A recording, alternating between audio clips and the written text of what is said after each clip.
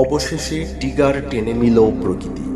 বিশ্বের প্রথম কোনো এক শহরকে খরা শহর ঘোষণা করা হলো, যা প্রচণ্ড আতঙ্ক। কিন্তু এর পরেও কি আমরা সত্যি জল নিয়ে ভাবছি?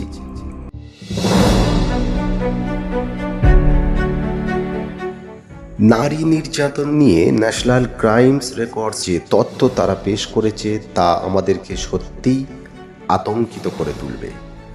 এই প্রযুক্তির দুনিয়ায় প্রতিবার পৃথিবীতে সবথেকে বেশি অব্যবহৃত প্রতিবার আধার হলো নারী বা মহিলা।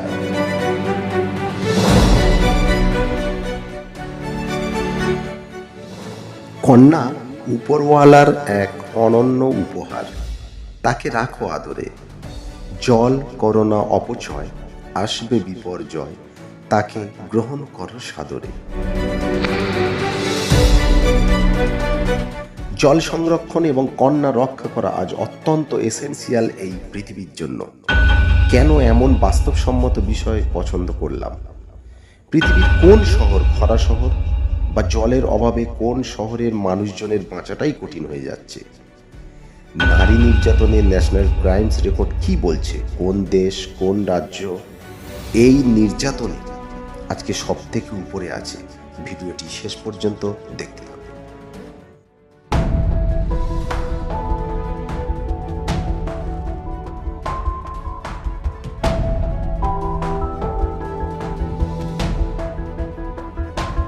অন্যদিকে নারীদের রক্ষা করাও বড় কঠিন হয়ে যাচ্ছে।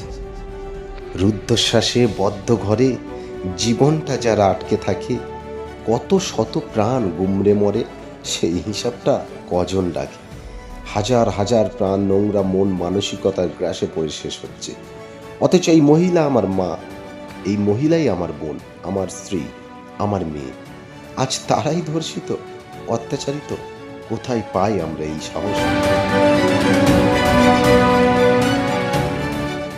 খুবই দুঃখজনক হলেও সত্যি, আমাদের দেশের সাংসদ ও বিধায়ক মিলিয়ে দেশের মোট 151 জন জনপ্রতিনিধির বিরুদ্ধে মামলা রয়েছে।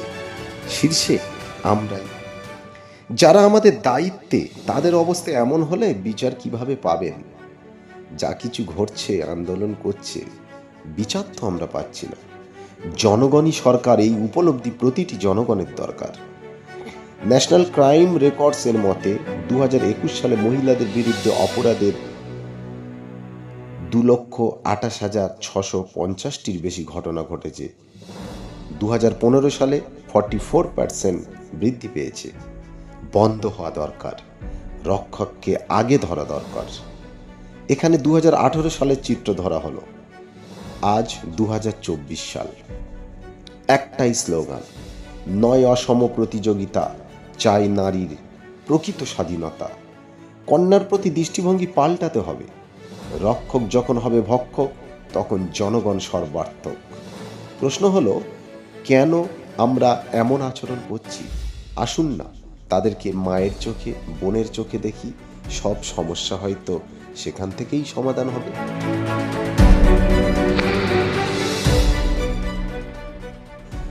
অবশেষে টিগার টেনে নিল প্রকৃতি।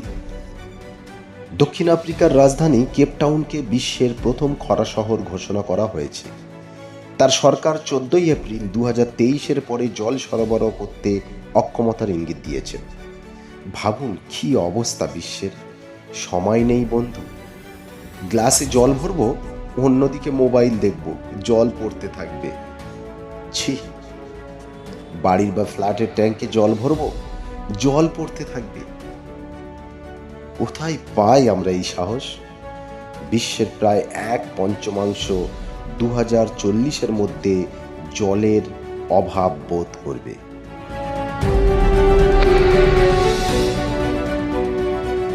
বিশ্বের প্রায় 1.1 বিলিয়ন, যেখানে 1 বিলিয়ন মানে 1000 মিলিয়ন বা 100 কোটি। বিশ্বের প্রায় 1.1 বিলিয়ন লোক পানির অ্যাক্সেসের অভাব বোধ করবে এবং 2.7 বিলিয়ন বছরে অন্তত 1 মাস পানির অভাব অনুভব করে। 2.4 বিলিয়ন মানুষ দূষিত পানি এবং দুর্বল স্যানিটেশনের শিকার।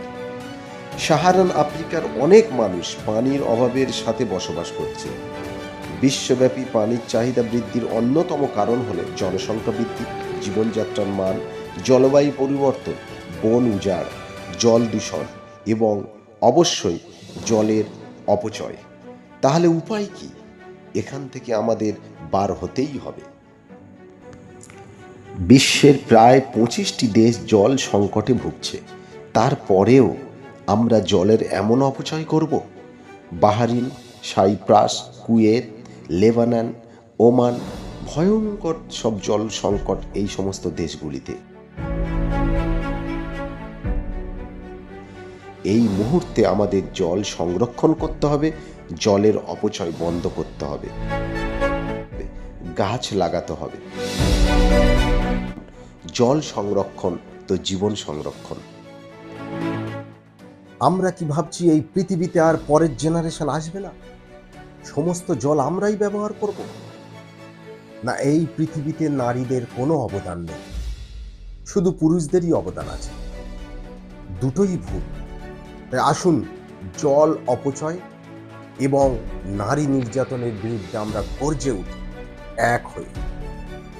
আজকের ভিডিও এই পর্যন্ত। এই সামাজিক মেসেজ সকলকে পৌঁছে দেওয়ার অনুরোধ করলাম, সাবস্ক্রাইব এবং শেয়ার করার অনুরোধ করলাম। আগামী মাসের প্রথম শুক্রবার ঠিক রাত্রি 9টায় আমরা বাচ্চাদের মোবাইল আসক্তি থেকে কিভাবে দূরে রাখবেন। আপনার বাচ্চা আপনার সম্পদ হতে পারে যদি মোবাইল থেকে একটু দূরে রাখেন।